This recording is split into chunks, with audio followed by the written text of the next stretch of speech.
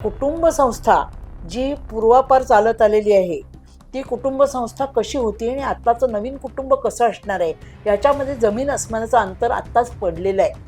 पण ते समाजाने जर स्वीकारलं नाही तर त्यांना जे नवीन काही करू इच्छितात किंवा पाहतायत प्रत्यक्षामध्ये, म्हणजे जसं मी म्हणते की चिनी मुलगी अमेरिकन मुलाशी लग्न करते, अमेरिकन मुलगा व्हिएटनामी मुलीशी लग्न करतो, नंतर आणखीन काहीतरी असं वेगळ्या ठिकाणी चालू आहे सगळीकडे, निग्रो मुलाशी हिंदू मुलगी लग्न करते.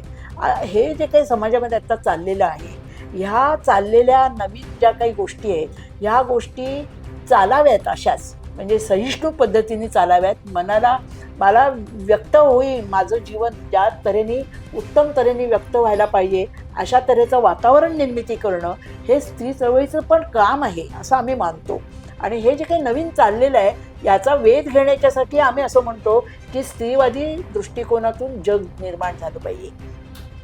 पुरुषसत्ताकाच्या पद्धतीने आत्ता जग चाललेलं आहे आणि त्याचे जे दुष्ट परिणाम आहेत, दुष्ट परिणाम आहेत ह्या जुन्या पिढ्यांनी भोगलेत, ते आत्ताच्या पिढ्यांना भोगायला लागू नये. त्यांना त्यांचं जीवन स्वतंत्रपणाने, समृद्धपणाने, उमदेपणाने जगता यायला हवं.